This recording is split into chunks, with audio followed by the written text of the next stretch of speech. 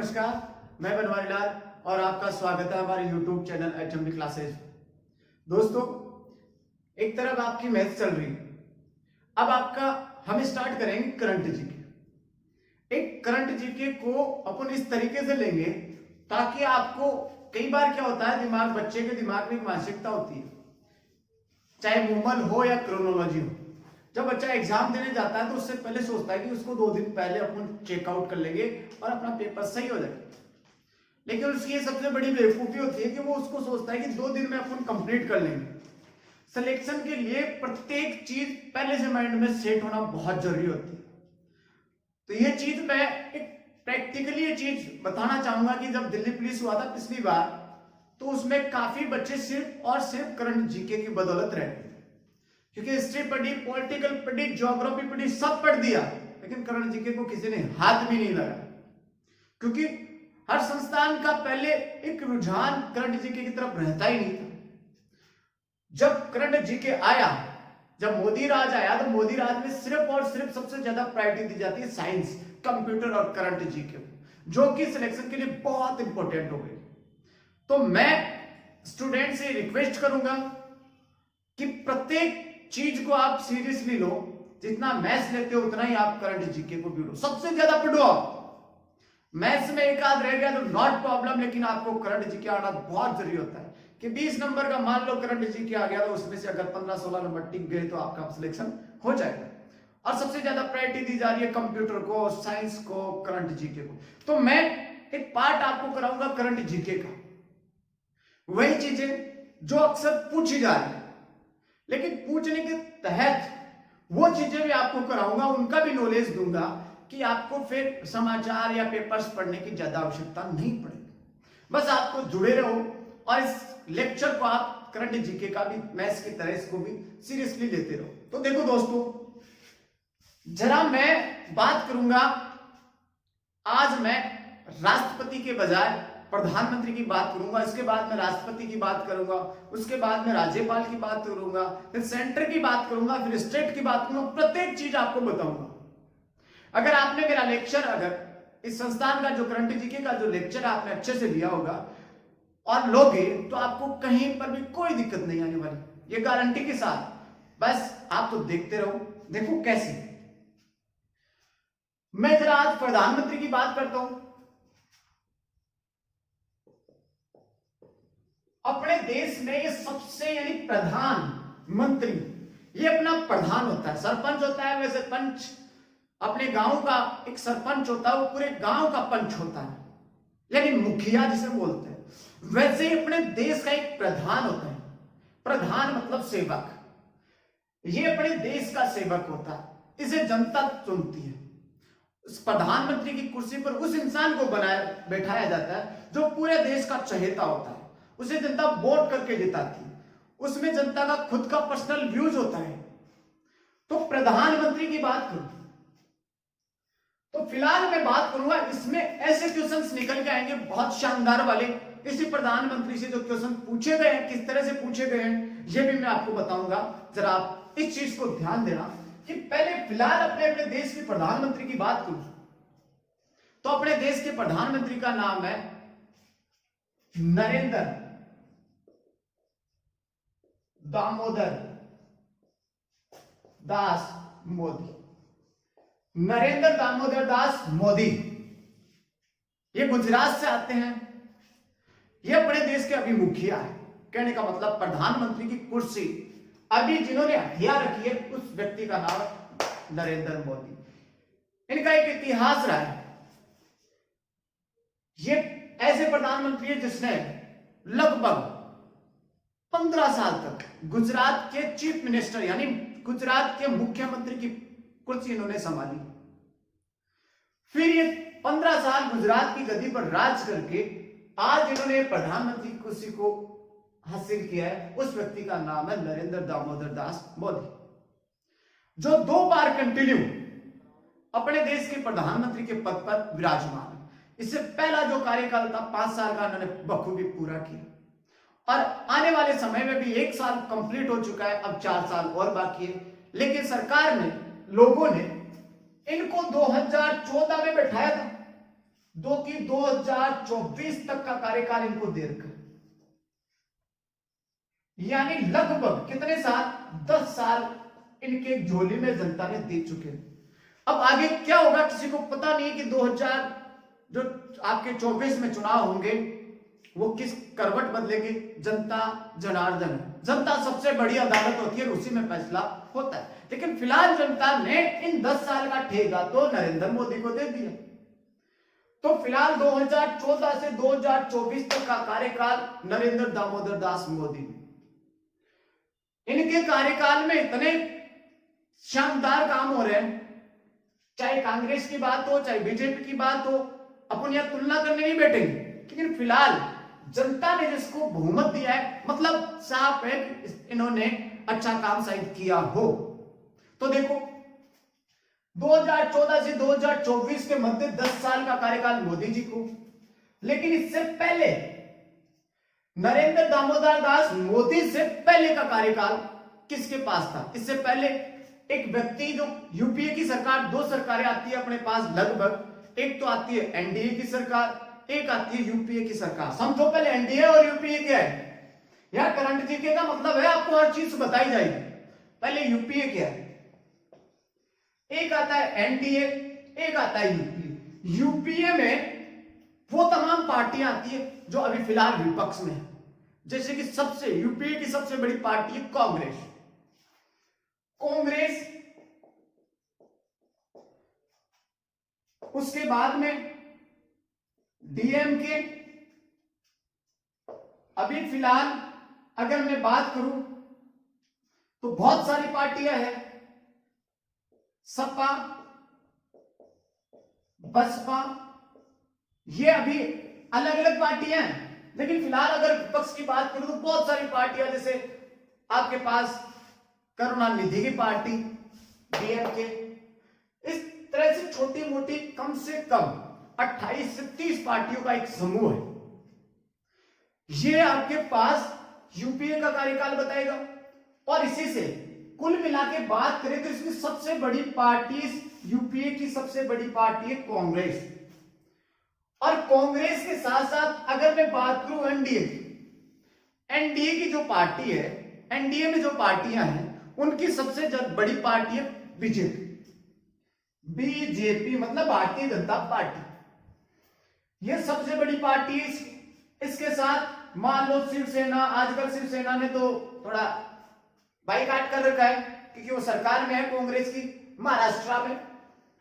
और इसके साथ में बात करूं जेडीयू, जनता दल यूनाइटेड, यानी ये नीतीश कुमार की पार्टी है, और अपने बेनीवाल साहब, मतलब ये छोटी मोटी पार्टियां लगभग 28 से 30 पार्टियां इस एनडीए में भी है।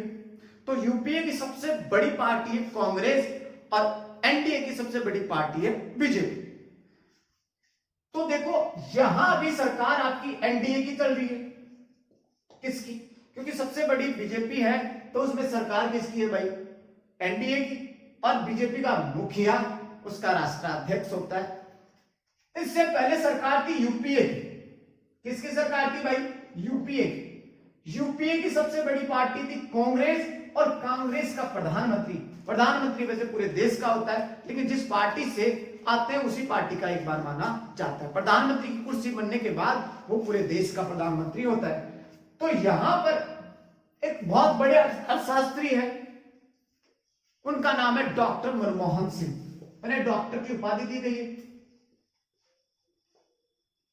डॉक्टर मनमोहन सिंह।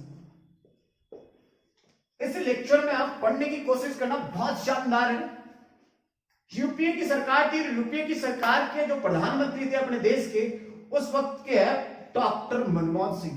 इनको भी मोदी की तरह 10 साल का कार्यकाल जनता ने हाथ जोड़ के दिया। इनका कार्यकाल 2004 से 2014 तक का कार्यकाल, लगातार 2 साल का प्रधानमंत्री का पद डॉक्टर मनमोहन सिंह ने संभाला। मनमोहन सिंह से पहले की बात करूं, मनमोहन सिंह से पहले भी एनडीए की सरकार थी।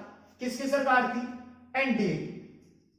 और एनडीए में उस वक्त का प्रधानमंत्री था अटल बिहारी वाजपेयी। कौन था भाई? अटल बिहारी मैं जो पढ़ा रहा हूं उसमें से कई चीजें निकल के आएगी, वो कब बताऊंगा, अभी चीजें चलने दो।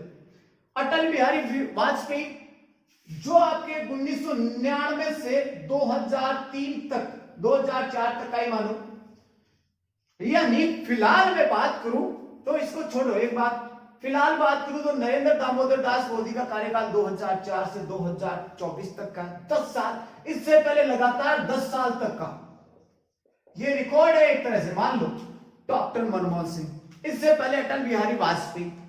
लेकिन ये चीज चलती गई चलती गई। एक क्वेश्चन जो आ रहा है तो ध्यान रखना, पहले आता था कि साहब एपीजे अब्दुल कलाम का पूरा नाम बताइए, आता था कि नहीं आता? आजकल ये चीजें नहीं आती, पूछता क्या है ये देखो, पहले आप समझो इस चीज को, आप उतारते जाना जैसे जैसे मैं बताऊंगा विस्तारित रूप से। देखो कैसे अपने स्वतंत्र भारत के पहले प्रधानमंत्री कौन थे? सब पढ़े पढ़ाए हैं, उनका नाम है पंडित जवाहर लाल नेहरू। पंडित जवाहर नेहरू भारत के स्वतंत्र भारत के पहले प्रधानमंत्री थे। आपको मैं एक चीज बताऊंगा ऐतिहासिक, कभी भी अपन बुक्स पढ़ते हैं अपन को वही पढ़ाया गया है, उन्हीं के द्वारा इस भारत देश का इतिहास लिखा गया। गारंटी के साथ पढ़ना एक बार, भारत देश का इतिहास उन्हीं के द्वारा लिखा गया जो भारत देश के टुकड़े करने के जिम्मेदार है। सुनना मेरी बात को, आपको वो चीजें नहीं बताई गई जो वास्तविकता में वास्तविक थी। कैसे? पंडित जवाहरलाल नेहरू साहब अपने देश के प्रधानमंत्री, अपन पढ़ते आए बचपन से, और पहला प्रधानमंत्री होता है। लेकिन जब 2018 में मोदी ने एक ऐतिहासिक काम किया, वो कौन सा? एक तो 26 जनवरी और एक 15 अगस्त को ही ध्वजारोहण किया जाता है। दिल्ली के लाल किले पर प्रधानमंत्री द्वारा साल में 2 बार ध्वजारोहण किया जाता है, एक तो 26 जनवरी एक 15 अगस्त। लेकिन दोस्तों ये अपने देश की एक बहुत विफलता है कि अपने देश के सबसे तगड़े और बड़े स्वतंत्रता सेनानी सुभाष चंद्र बोस को भुला दिया गया। वास्तविकता में जिनके द्वारा आजादी मिली, आप तथ्यों को निकालना, जिनके द्वारा आजादी मिली उस इंसान को भुला दिया गया। एक छोटी सी बात के लिए मैं बताऊंगा ये चर्चा करने से पहले कि अपने देश का स्वतंत्र भारत का पहला प्रधानमंत्री पंडित जवाहरलाल नेहरू था सही में, कोई नहीं, कोई प्रॉब्लम नहीं। लेकिन एक चीज बताऊं, सुभाष चंद्र बोस आजादी से पहले कि जो बात कहते हैं ना, जो इंसान बातों से नहीं मानते उनको लातों से मनाया जाता है, उसी प्रकार सुभाष चंद्र बोस ने जापान और जर्मनी की सहायता से, उस वक्त आपको पता है अंग्रेजों का शासन था, 200 सालों तक, लगभग 200 सालों तक अंग्रेजों ने शासन किया। शांति की बात कोई नहीं समझना चाह रहा था, तो सुभाष चंद्र बोस ने जर्मनी और जापान की सहायता लेकर जापान में एक सेना बनाई। उस सेना का नाम था आजाद हिंद फौज के नाम, उन्होंने आजाद फौज के नाम से एक सेना बनाई। जापान ने बहुत सहयोग किया, और आपको पता है अगस्त के महीने में जापान सरकार आज भी सुभाष चंद्र बोस के लिए एक दिन का शहीद दिवस मनाती है, वो भी हर्षोल्लास से दिवाली की तरह। और जबकि अपना स्वयं का सुभाष चंद्र बोस था, आज अपन याद भी नहीं करते। क्यों नहीं करते? क्योंकि अपन को पता ही नहीं है, वास्तविकता है ही नहीं, छुपा ली गई अपन से वास्तविकता है। तो देखो आजाद हिंद फौज की स्थापना की, और उन्होंने ही जय हिंद का नारा दिया था, और उन्होंने दिल्ली चलो का नारा दिया था। 1943 में 1943 में, वैसे एक्चुअल में ये ऑस्ट्रिया में पढ़ाई करने के लिए गए थे, वहां पर उनकी फिर शादी हो गई, पता बहुत लेट तक चला था भारत के लोगों को। 1934 में से लेकर उनका जो कार्यकाल था बहुत बेहतरीन था। उन्होंने बाहर रहकर सब कुछ किया, लेकिन 1941 में ब्रिटिश सरकार ने सुभाष चंद्र बोस को मारने का हुक्म दे दिया था कि इसको मार दिया जाए। लेकिन ये जापान में थे, ब्रिटिश सरकार कुछ नहीं कर सकी। उसे पता था कि ये इंसान आएगा तो ये कुछ भी कर सकता है देश के लिए। तो 1943 में 1943 में इन्होंने भारत सरकार, कहते हैं ना स्वतंत्र पंडित जवाहरलाल नेहरू साहब है, लेकिन इससे पहले भी 1943 में आजाद हिंद फौज के नेतृत्व में सुप्रीम कमांडर की हैसियत से, आजाद हिंद फौज का सुप्रीम कमांडर था सुभाष चंद्र बोस, और उन्होंने 1943 में अंग्रेजों पर इतना दबाव बना दिया था और अपनी अस्थायी सरकार, स्वतंत्र अस्थायी सरकार की स्थापना कर दी थी। मतलब आजादी एक्चुअल में देखें तो 1943 में ही हो गई थी, तो उन्होंने एक अस्थायी सरकार बनाई। और जापान के लिए, जापान और जर्मनी की सेना के साथ, जापान और जर्मनी की सेना के साथ ब्रिटिश सरकार से 43 में तगड़ा युद्ध हुआ। जब तगड़ा युद्ध हुआ तो आपको पता है उस वक्त जापान की सेना को विजेता मिली थी, हार गई थी ब्रिटिश सरकार। और उस वक्त आपको सुना है, अपने देश के क्षेत्र द्वीप है अंडमान और निकोबार द्वीप, जापान की सरकार ने ब्रिटिश सरकार द्वारा यह आजाद करवा लिया गया था। फिर सुभाष चंद्र बोस को भारत के हवाले कर दिया गया था। उस वक्त की सरकारों का लगभग 11 देशों ने उस अस्थायी सरकार को मान्यता दी थी। कितने देश?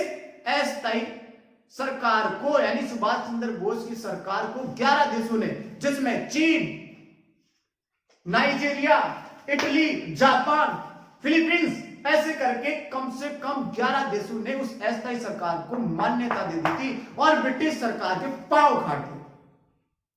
घबरा गई थी। अंडमान निकोबार द्वीप तो उस वक्त छीन लिए गए थे, वो सुभाष चंद्र बोस के हवाले कर दिए गए थे, मतलब भारत देश को हवाले कर दिए गए।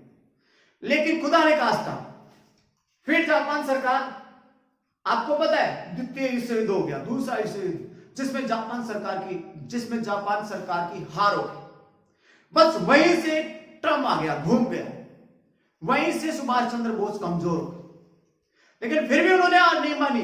फिर से जापानी सरकार द्वारा जर्मनी का सहयोग लेकर 1944 में फिर से ब्रिटिश सरकार पर अटैक कर दिया। सेकंड हमला था ये। इस सेकंड हमले में जापान की जो सेना थी, हिंद फौज की जो सेना थी, जिसमें इंडियंस थे बहुत सारे, लगभग 90% थी, वो पीछे हार गई, मतलब हार गई। वहां से सुभाष चंद्र बोस पीछे लौट गए। उसमें ब्रिटिश सरकार की विजेता है, लेकिन फिर से नहीं माने। वो हार जाता है, कौन नहीं, एक जीतता है, एक हारता है। ऐसी कंडीशन में 44 में उन्होंने देखा कि जापानी सरकार की थोड़ी सी कई कमियां हैं, तो उन्होंने देखा कि ऐसी कंडीशन में एक ही देश सहायता कर सकता है, वो है रूस, यानी रशिया और भारत का बहुत तगड़ा संबंध है। तो ऐसी कंडीशन में 1944 में रूस को मनाने के लिए, अपने क्षेत्र में रूस की भूमिका निभाने के लिए, रूस को मनाने के लिए रूस के लिए रवाना हो गए सुभाष चंद्र बोस। और उसी वक्त के बाद में अनेक पड़ाव, उसके बाद में अपन को सुभाष चंद्र बोस कभी दिखाई नहीं दिए। वास्तविकता है कि उनके वास्तविक दस्तावेज कोई सरकार भी नहीं दिखाती, ना कांग्रेस ना बीजेपी। प्रधानमंत्री मोदी ने अभी प्रयास किया, लेकिन आज वो भी चुप। तो देखो, एक नोट करो, यहां देखो चीज। तो एक्चुअल में हिटलर उस टाइम का, आपको बता द्वितीय विश्व युद्ध के दौरान बेहतरीन, उनको सरकार, भयंकर युद्ध हुए जिसमें जर्मनी वीक हो गया था और जापान क्लोज हो गया था। लेकिन फिर भी अस्थायी सरकार के डर की वजह से ब्रिटिश सरकार ने 1943 में ही कह दिया था कि आप आजाद हो। फिर तो सिर्फ एक फॉर्मेलिटी थी। सुभाष चंद्र बोस 1943 में अस्थायी सरकार के प्रधानमंत्री घोषित हो गए, मतलब सुप्रीम कमांडर की हैसियत से। अगर एक्चुअल में अस्थायी सरकार का अगर प्रधानमंत्री कहे तो सुभाष चंद्र बोस ही था। आज ऐसे हीरो को हम भूल गए। देखो, तो कहने का मतलब अस्थायी सरकार का, इसीलिए 2018 में प्रधानमंत्री मोदी ने एक छोटा सा प्रयास किया कि दिल्ली के लाल किले पर जो साल में 2 बार ध्वजारोहण होता है, अब 3 बार होने लग गया। यह सुभाष चंद्र बोस की याद, क्योंकि उस हीरो को आसानी से भुलाया नहीं जाता। तो कहने का मतलब पहला अस्थायी सरकार का प्रधानमंत्री जिसे माना जाए, वास्तविकता में आगे जो होगा वो देखा जाएगा, लेकिन उस व्यक्ति का नाम था सुभाष चंद्र बोस। और एक्चुअल में स्वतंत्र भारत का पहला प्रधानमंत्री किसे बोला गया? पंडित जवाहरलाल नेहरू। तो फिलहाल नरेंद्र मोदी, एक सुभाष चंद्र चौक के नाम से एक चौक बनाया गया है। जब प्रधानमंत्री मोदी ने लाल किले से भाषण दिया था, तब उसी लाल चौक पर सुभाष चंद्र बोस की याद में एक चौक बनाया गया, उसका उद्घाटन भी किया गया था। तो ध्यान देना, यह आपके पास स्वतंत्र भारत का पहला प्रधानमंत्री जिसे कहा जाता है पंडित जवाहरलाल नेहरू। और आजाद हिंद फौज ने जो अस्थायी सरकार बनाई थी उसका आपको पता होना चाहिए, सुभाष चंद्र बोस। राजनीति नहीं है, लेकिन उस हीरो को उन्हें भुला दिया गया है, जैसी भी चीज है। तो याद रखना, अब लाल चौक पर 3 बार झंडा, जिसके का करंट मैंने कहना कि इसमें से निकल के आता है, वो क्या निकल के आया कि साल में अब लाल किले पर ध्वजारोहण कितनी बार होता है भाई? 3 बार। तो इस तरह से क्यों? तीसरी बार किसकी याद में? उस हीरो की याद में। और हीरो कौन था? सुभाष चंद्र बोस। तो इस तरह से हर पार्टी का अपना योगदान होता है, लेकिन उनको बुलाया नहीं जा सकता जो कि देश के वास्तविक इतिहासकार हैं। Thank you so much. Next video में अब बात करेंगे राष्ट्रपति की, उसके बाद में राज्यपाल। तो ध्यान रखना, एक चीज मैं बता रहा हूं कि भारत देश का फिलहाल वर्तमान में प्रधानमंत्री नरेंद्र मोदी, उससे पहले कौन था? पंडित अपना डॉक्टर मनमोहन सिंह। और मनमोहन सिंह को सबसे बड़ा अर्थशास्त्री माना जाता है। उसकी आर्थिक जो सोच थी, बहुत तगड़ी सोच थी। तो कहने का मतलब अपने जो एक शांत स्वभाव के थे, डॉक्टर मनमोहन सिंह को सबसे बड़ा अर्थशास्त्री यूं ही नहीं माना जाता है। तो जिसे अर्थशास्त्री माना जाता है वो है अपना डॉक्टर मनमोहन सिंह। और फिलहाल अब कल मैं अगर एक चर्चा करूंगा नेक्स्ट वीडियो में, तो अभी आपको पता है इससे पहले भारत और चाइना के मध्य डोकलाम का विवाद हुआ था। अभी गलवान घाटी के संबंधित भारत और चाइना के मध्य क्या सिस्टम झड़प हुई, जिसमें भारत चाइना की सेना को पीछे हटना पड़ा। ये सब चीजें मैं बताऊंगा। बिल्कुल आप तो हर प्रत्येक वीडियो को आप शेयर करें, लाइक करें, सब्सक्राइब करें। और जय हिंद, जय भारत।